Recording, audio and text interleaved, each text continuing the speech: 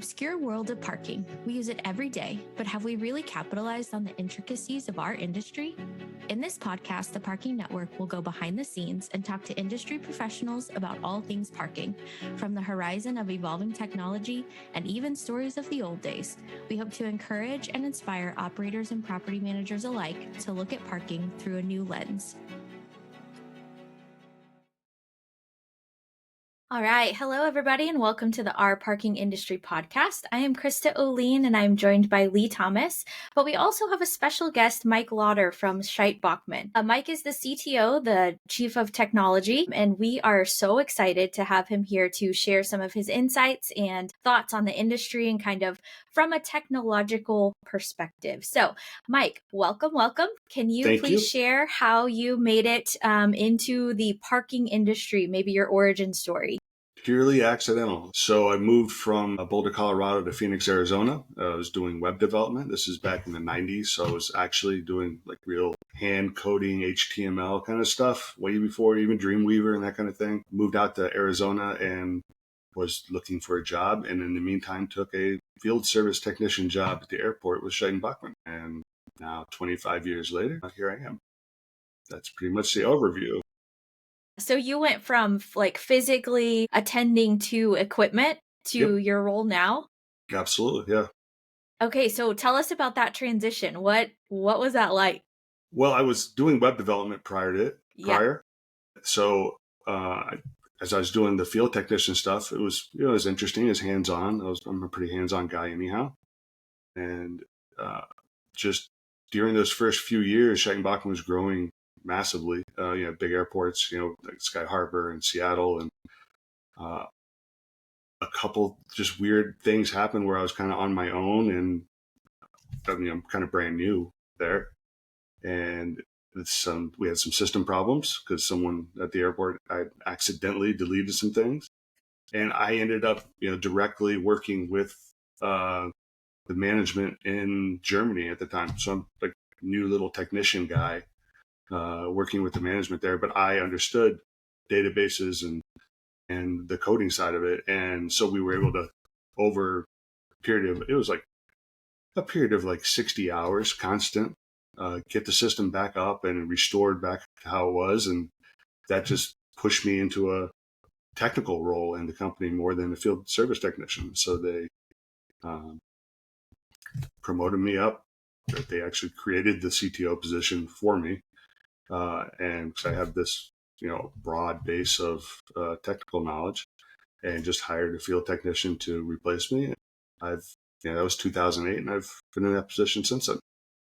That is amazing. I love that story. So when you think about those days or weeks that you spent as a field technician, how does that come into the work that you do now? Well, it's the one thing, I'm sure it's no different than other companies, Scheidt Bachmann, you never get to take a hat off. You keep every hat. So even at a field technician level, we still go out and we can go out and program machines, set up test systems, set them up for shows and program them.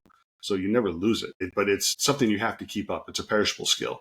And if you don't use it, you will forget it, especially as the equipment and the technology changes. That is such an important concept, is remembering kind of those small things of where we started and taking them as we grow into our bigger roles and, our higher up roles. We have to remember what the small role adds to our current role. So we have to remember how important, because if that small role wasn't there, or if that technical role wasn't there, our role wouldn't exist. We wouldn't need our position, right? So whenever I think about that, it's like, okay, so how did what I used to do impact what I do today? Oh, it's kind of the foundation. So I love that concept. It stays that way too. So one of my main tasks when they created the CTO position was to create a nationwide hotline. And, as a nationwide hotline, you are assisting field technicians. So you have to keep that knowledge current. Otherwise, you're useless to them. And so not only do you have to have the higher knowledge to go fix this database or whatever, you still have to know, here's this code to format this ticket down here for this customer, kind of thing. And luckily, the guys I work with, it's a relatively unique company. They've been with the company a long time. I've been here 25 years. I'm still a baby. for most of you. These guys have been here 40 years. You go over to the factory in Germany, you have, grandfather, father, son working. They just come in and they don't leave. So the guys on our hotline are just amazing to work with. Yeah. Those are markers of a great company whenever there's generational experience that adds Absolutely. to the wealth of the company as a whole. I also love the concept of you have to continue to exercise that muscle or it will atrophy. You won't remember how to do it if you don't continue to That's exercise it. absolute fact. Yeah. Absolutely.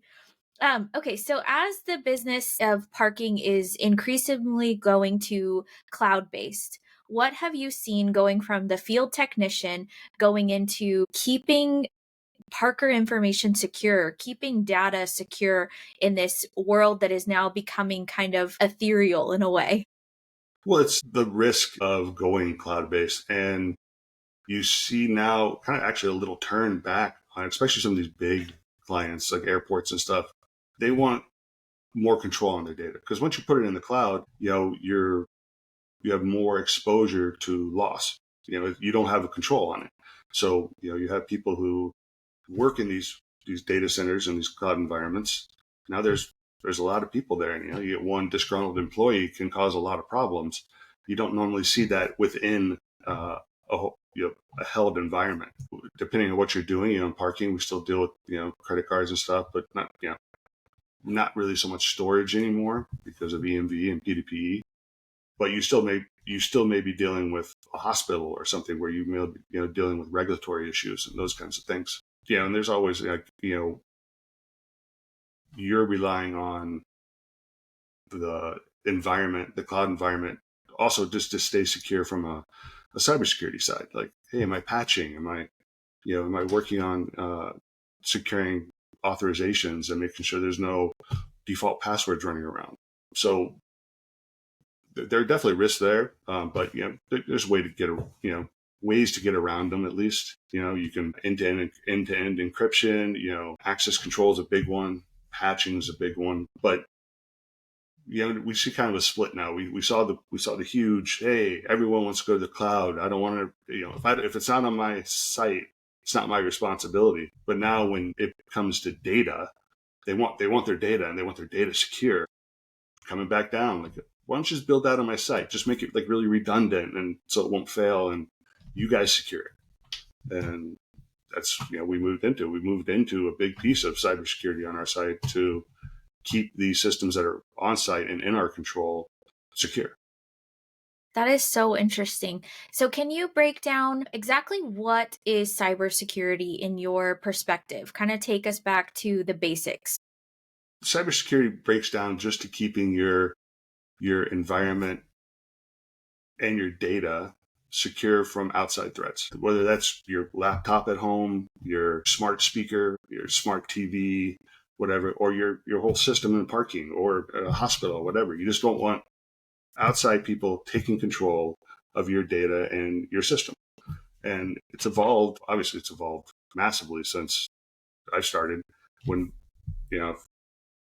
from the parking standpoint, we started with when you didn't have any regulation on the kind of credit cards. And then you started the PABP, hey, let's do some best practice stuff.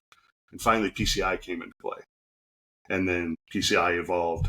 And now as EMVs come into play, so we're getting point-to-point encryption. So, you're not storing or processing or transmitting even any credit card data over your system anymore. And you have people say, oh, well, then I don't have to secure my system because you can't get any credit card data from my system. There's none there. And so what happened is, cyber criminals also evolved and said, well, it's too hard to get the credit card data anymore. I'll just take the system. And so you don't keep your system secure. They just go in and lock your system and ransom you out. They don't need the credit cards anymore. Interesting. And so that's how cybersecurity is evolving. So now although PCI is still there, and if you're processing credit cards at all, you still fall under their standards, but a lot of their auditing has gone down because if you're doing P2PE, the credit card piece comes out and, they're not a system security regulator. Mm-hmm. And these systems now, whether it's a small system or a huge system like the airport, they have these IT groups And now they are concerned with protecting the whole system, protecting it as an entity, not just a credit card. Yeah, I've heard, personal horror stories from people about having, their whole computer taken over, just as a micro example, but having their whole computer taken over for this ransom concept. But I've never thought about it from a business standpoint All it takes and is like a how click that's on an evolved. email. Yeah. It's great. And so now, these systems, the cardholder data environments, nothing comes into them. Like no one can get an email or anything like that. Protect yourself from phishing by obfuscation. Don't let anything in. And that's how you approach it. And it's a smart way to approach it. If they want to email on a different computer that's not connected to that system. If they want to browse the internet, different computer not connected to that system. Protect your cardholder data environment, protect your system, because they're, no matter what, parking's a big revenue generator, no matter where you are. We actually had as I was thinking about that, we had a personal experience with that here at TPN. We used a really small email host and they got cyber attacked and it took over their entire system and we were unable to access any of our emails and we had to completely move over to a new email host and we just lost everything because they never could win the ransom back. So that we've personally experienced something like that as I was thinking about it, just not in a financial aspect, but it did impact our business a lot. So that's very interesting. And there's no guarantee when you pay the ransom, they're going to unlock it anyhow.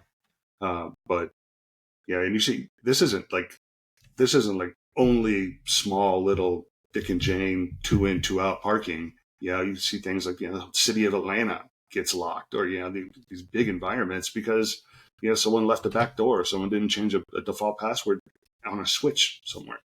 You have to completely look at this thing as a holistic security environment and really because these guys, these cyber criminals, they're relentless. I mean, if you look at the firewalls and stuff and just see how many attacks are on them. We used to do parking up at Harvard University and working with their IT group, and they would show us like just how many attacks they get per minute on their firewall. It's absolutely insane. And that was 15, 20 years ago. Now it's, especially with, AI and stuff, it's a lot more risk and it takes a lot more to keep your environment safe. So as we are dealing with this reality, what innovation needs to come, or what innovation do you believe would have the most significant impact on keeping us safe, keeping all the windows locked, keeping all the doors locked? What's the future of this? It's just like, kind of like AI threat detection. There's some where basically you're going to employ what the cyber criminals are employing right now and just reverse it. You're going to use AI to detect threats on your firewall and to detect threats within your environment. So instead of just a simple security scan, it's kind of like a smart security scan. It's really going to do deep dive and give you an option. Here's how you fix it, or it'll just fix it for you and tell you, hey, I'm fixing it. And then there's these zero trust security models. Don't let anyone in unless they can get in. And that causes some problems sometimes functionally, for sure, where you'll have IT groups, they lock everything down and then a whole bunch of stuff stops working. And then you have to like slowly unlock it until you get back to that place where, you're functional, but you're secure. And if there's some places where you have to compromise, then you do some mitigating factors there. There's some great stuff with encryption coming. There's homomorphic encryption, which is instead of decrypting the data, you actually can read the data as it's encrypted if you have the tools in place for it. And so, like a cipher. Someone gets that data, it's absolutely useless to them. Right. And biometrics, that's all those places where it's going. But I think AI is going to drive a lot of those pieces. That AI integration, I should say. I like that concept of using the tools, then the methods that the cyber attack people are using and reversing them. So that kind of reverse psychology to mitigate the influence of that. They're generally always ahead of the curve because they're always trying to get around what's in place now. And so, you just kind of use what they're using. You're always a little behind, but some of the basic stuff, just keep your system patched current, all your stuff, all the pieces, all the components, you keep them patched because these these vendors, these providers, whether that's Microsoft or Oracle or Apache, they stay pretty current too. They recognize 0-day exploits. They release patches right then. They recognize the exploits. Most of everything we've seen where any systems, so we haven't had any systems in the U.S. compromised, so that's great for us. But we've seen it with our competitors. Almost every one of the systems was a failure of patching or didn't change the default password. Which seems so, so simple. Yeah. But it just gets overlooked. And we talk a lot on our episodes previously about paying attention to the details. And I think that just plays right into that concept of, if you don't pay attention to the details and, dot your I's and cross your T's, then something catastrophic is possible. Not saying it'll happen, but something catastrophic is possible. And that happens, that's possible operationally. Like in most of our previous discussions, it's been about operations, but thinking about it from a technology side, it's just kind of one of those doors that's open that maybe you don't even know is open, but it could have a major impact. Yeah, it's simple. It's so simple. It's easy to overlook. And it's like why we keep, these very detailed checklists for every system, like do this, do this, do this. So you don't miss one of those little things you just wouldn't remember to do. So how, going from being a technician and things being very much data housed on site to this kind of evolution of going more cloud-based and then coming back down to being more data housed on site, what has that, threat trend looked like? So if the data is housed on site, are you having to revert back to kind of some old methodologies, or do you guys have new methodologies that you have implemented for the housed on site data in this kind of, sounds like it's more like a hybrid environment where there's some data off site, but then some on site? Yeah, luckily for us, it hasn't really fallen on us to do a lot of that securing the connection. So when we're on site, let's say at an airport, we generally don't handle the firewall, the external facing firewall. First, PCI doesn't really like the vendor to also handle their access. They want a third party in there. So either the airport itself or airport personnel or a third party contracted company will handle that external facing firewall and remote access. Same goes for if it's in a cloud environment. So different. It's still now it's the cloud environment or the data center that's handling that external facing firewall and remote access. We still handle the servers and all the systems inside, and could be including the network or not. But generally, we stay away from the external facing side because that's not our space. That's not our expertise, and PCI doesn't really want us to touch it anyhow. That makes sense. Having that built-in third-party kind of layer of influence is important. Absolutely. Well, I would like to hear more about Scheidt Bachmann, the company. Could we transition and kind of get more into your company? Tell us maybe a brief history of it. And what do you guys offer the parking industry?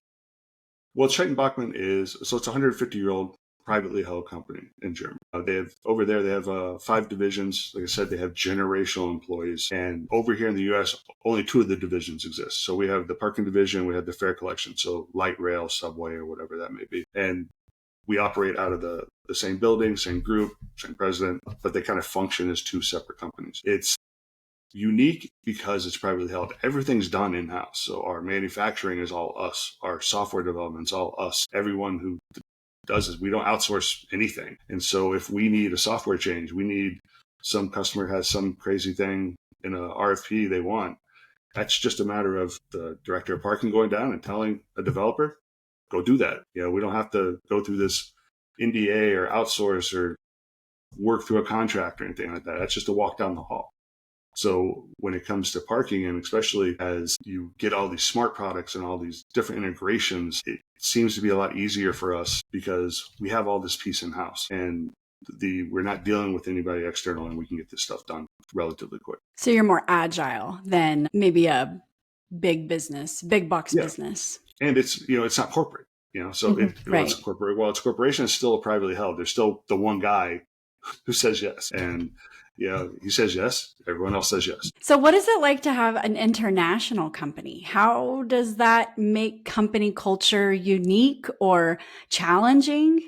Other than the time zones? That would Both, be weird. all three of those things, yes. So we've been ahead of the curve on PCI because it's been mandated for us since the mid 2000s. Europe and almost everywhere else in the world, they went to EMV like around 1999 2000. So PCI never really took off over there. They basically didn't even secure their systems or patch them or anything. They were just like, oh, well, our credit card information is encrypted before ransomware, so people weren't taking systems and stuff. So as we've evolved into now all these foreign countries, whether that's England or Australia or Malaysia, they want the security side of this now, not just the credit card security, but the system security side. We have a kind of a knowledge gap across our company because they haven't really been doing that. That gap's closing very quickly. But from the USA side, that's all on us and our IT team to really kind of work time zones. So we'll be patching in Australia or patching in the UK or showing them how, or over in Malaysia and Singapore, and showing these guys what we're doing, how we're doing it, so they can do it themselves. One of our support group is in Tunisia. It's not outsourced; it's still Scheidt Bachmann. It's the Scheidt Bachmann Tunisia subsidiary. And so, we deal with a lot of time zones. We deal with a lot of different cultures, and now we're dealing with emerging people who are just now coming into the security environment, where they're hiring. They're even like you have guys, and one of the guys I work with in England, he's from the U.S. They're hiring people from the U.S. because they've dealt with the cybersecurity end of it for longer than a lot of these other places. I'm not talking like as a government agency, but from a parking standpoint for sure.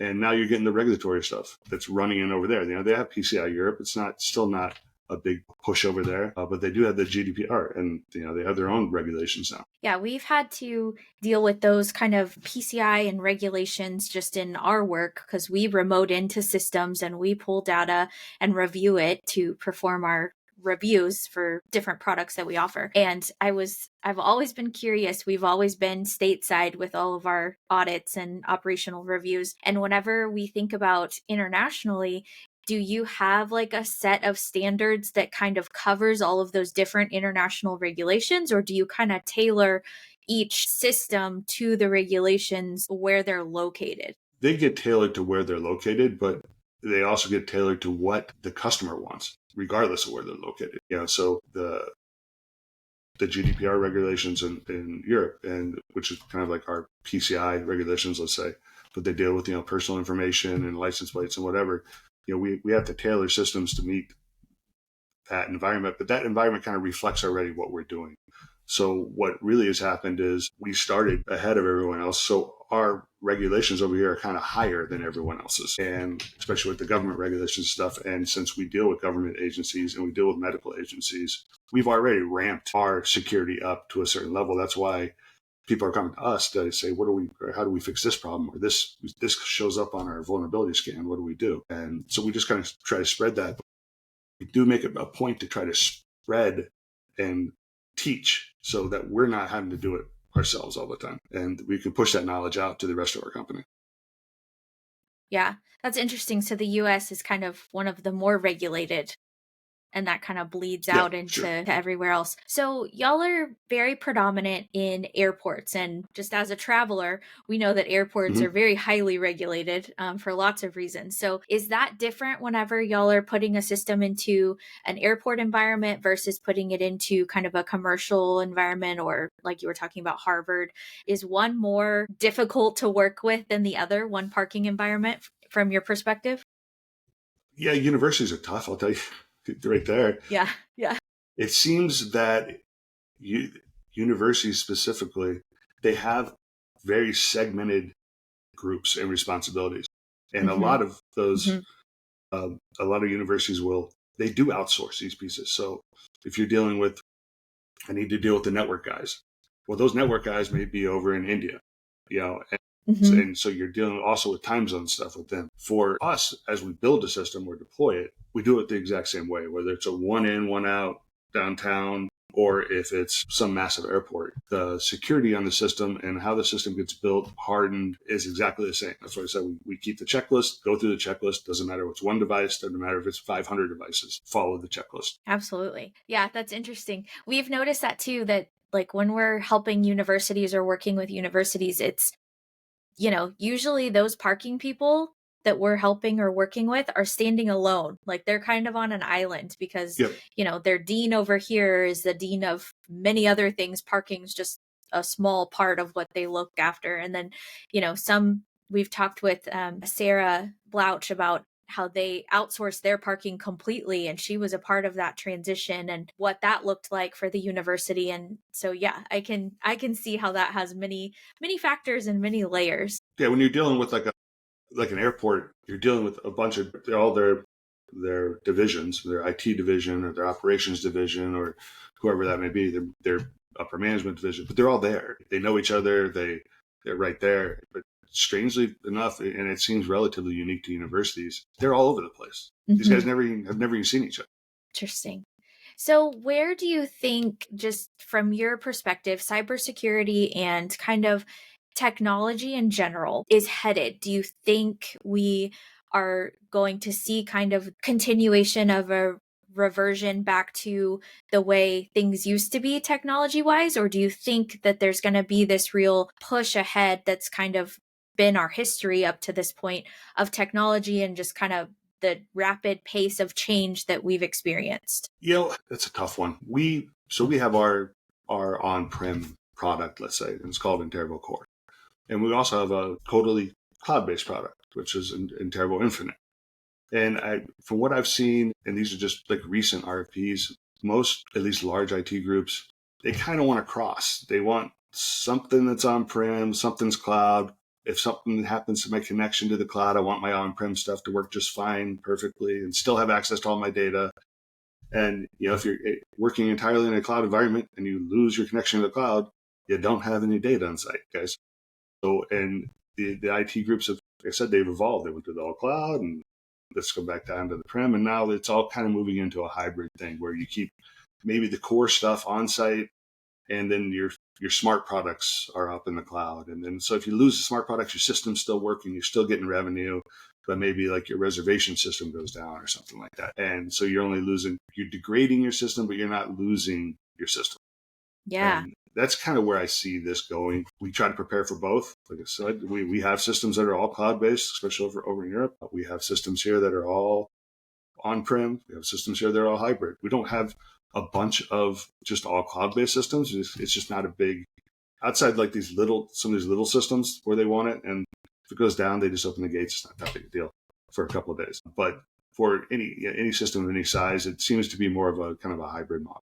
I kind of believe that's where it's going to settle to. We've had a really technologically advanced client lately that was one of the big questions they asked is, what if the system goes down? What happens? What happens to our campus? What happens to our property if the system goes down? How do people get in and out? Can they? And so they were really kind of asking that core question of, is there functionality on site, or is it all going to be based upon something remote, cloud-based? I would like to go back to something you talked about earlier. We've heard a lot and kind of see a lot happening right now with the LPR and kind of litigation involving license plate and privacy and personal security as far as using license plates for parking. Have you guys experienced any of that, or have you seen anything international that kind of coincides with that concern? Sure. Here, internationally, let's say at least in Europe for sure, a license plate is personal identification or personal identity. So you got to store it the same way as you would credit card data or a driver's license or something like that.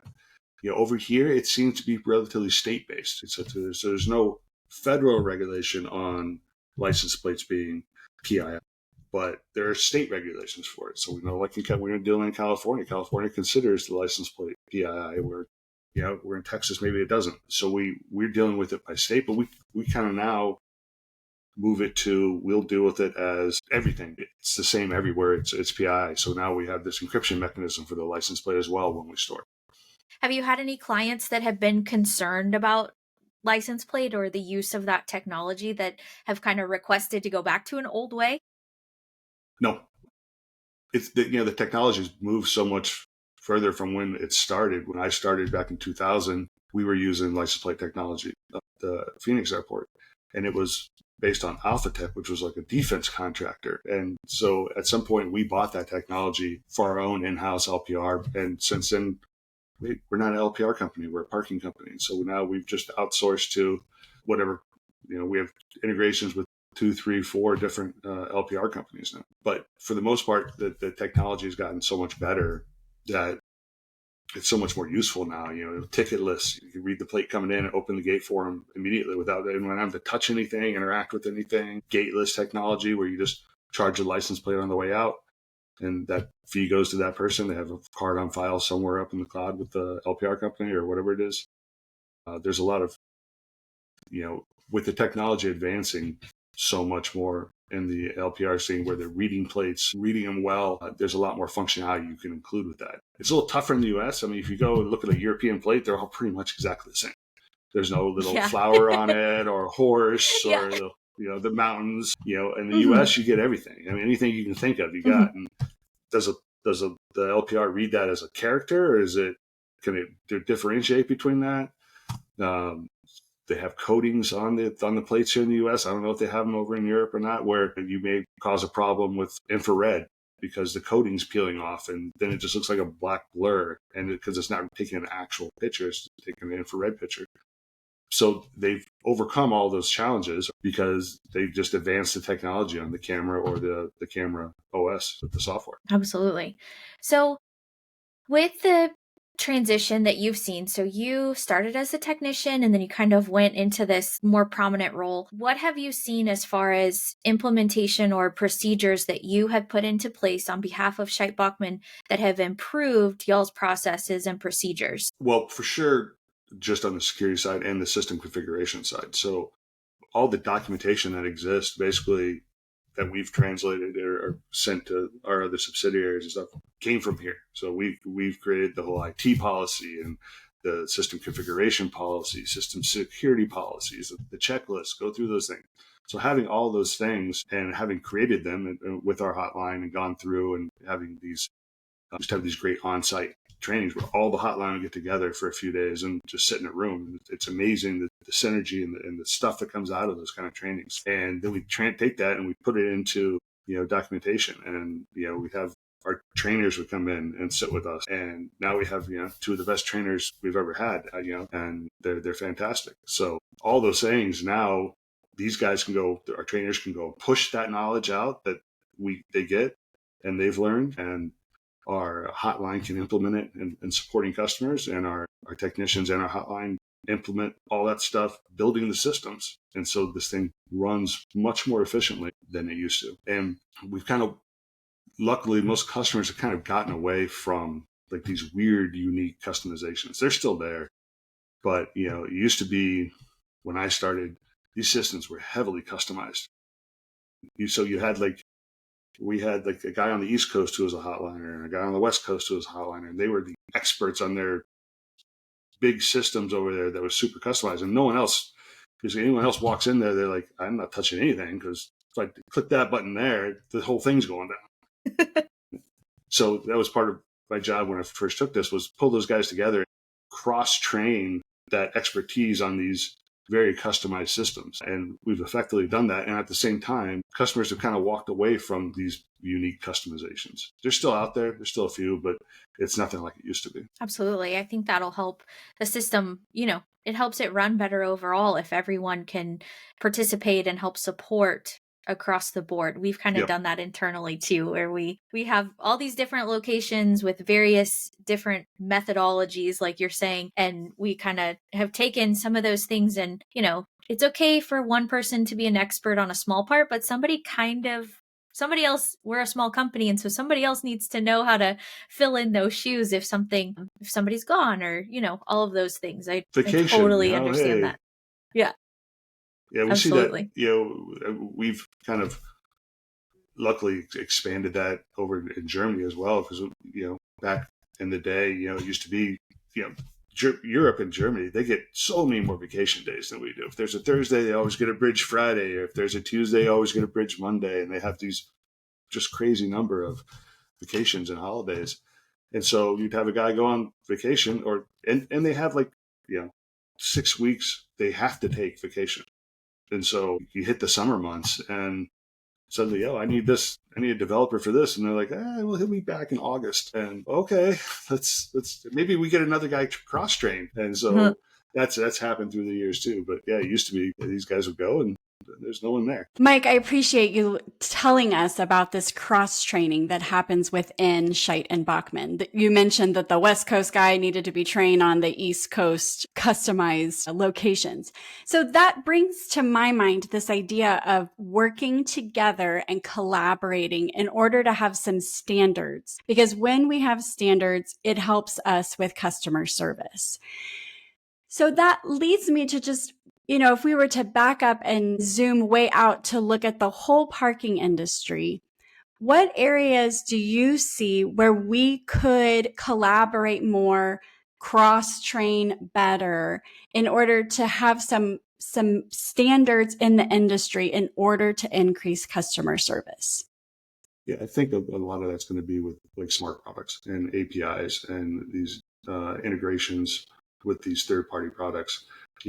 Within the application itself, whether that's Scheidt Bachmann or one of our competitors, some of that customization is always going to go on because that's just a piece of what the customer wants. Whether that's a way a report looks, or whether a way a tariff is calculated, or taxes, or any kind of weird thing like that. There's always going to be some kind of customization, and that requires the real cross training within your support staff, so that you have multiple people who can support every site, and you don't have any site that's just out on its own. But when you're dealing with these integrations with third-party stuff that absolutely needs to be standardized. Here's our API. You look at it, work with it. Don't have to change it for every vendor you're working with, whether you're an LPR company or whether you're doing a reservation system or customer management. Those kind of things absolutely need to be standardized, and they have been moving towards standardization. We still deal with some where we're like, just give us here's our API, here's yours. Let's keep this pretty simple. Let's not do anything special just for us, because we want to be able to support it and not have to have. Now we don't have to have some API specialist who knows this one customization just to get it to work with our other clients. That's been a big push for us, especially when we're dealing with our Interval Infinite, the purely cloud-based environment. We want as little customization as possible. Yeah, I think we've kind of just as an industry really shined a light on customization. And, it went through a period where maybe that was the best way to approach something. Everybody was pushing, we can customize whatever you want, and, kind of a buzzword usage there. But I like what you're saying, where we don't have to reinvent the wheel to provide good customer service and work with those third parties that are all, we know we have several that are just coming into the industry basically every day, but being able to kind of standardize the way those third parties are implemented. One of our clients right now is asking for us to help integrate with 3 different third parties that they utilize for their workforce. And so it's going to be a ground zero approach to try to get those done. And if we don't have to reinvent the wheel, it would be a better product for that customer. It would be more efficient. We could have it done in a faster timeline, all the things. And so I like that concept that if they're already integrated, if those APIs, if somebody's already integrated with somebody else, that should be applicable to the next vendor that gets asked to integrate with them. And being able to just easily transfer it would be helpful to clients and customers, parking, just the people that are parking in general. So I really like that idea and that concept. Yeah, when I started, it was one of our ace in the holes. We could customize anything. Yeah, like I said, all of our developments inside, in house. We can do whatever you want. But boy, did that cause us a problem down the road a little bit on the support side. And and like I said, you have this generational thing. You have developers who retire eventually, and if they're the only guy who knows that little code over there, then it's a problem. And so we've slowly we still obviously still have the ability to, if something, there's something really important for a customer, especially a big customer. But from the most part, we try to work all the all the smart customizations that made sense, we've tried to work into our base product. So it's just there as a standard now. And so while the ability is there to customize stuff still, we've standardized a lot of the things that were custom before. Mm-hmm. I think that's a really important concept. I like that. All right. Well, thank you, Mike, for all of your knowledge and sharing with our listeners today. And I really enjoyed our conversation about evolution of technology in the industry, standardization, just kind of your history, and definitely hearing about Scheidt Bachmann and kind of that international approach that you guys apply. So I really appreciate having you here. And thanks for a great conversation, Leigh. I hope our listeners enjoyed, and we will see you next time on the Our Parking Industry podcast. Thank you so much, you guys. I really appreciate being here. Yeah, it was fun. Thanks, guys. To quote one of the greatest business minds of our time, Charles Munger, he said, "The best thing a human can do is help another human being know more." Here on Our Parking Industry podcast, we want to provide knowledge and resources. If you heard something that sparked your curiosity in today's episode, please reach out on our socials at TPN Consulting. You can find us on LinkedIn, Facebook, YouTube, and Instagram. Don't forget to subscribe and follow. See you next time on Our Parking Industry.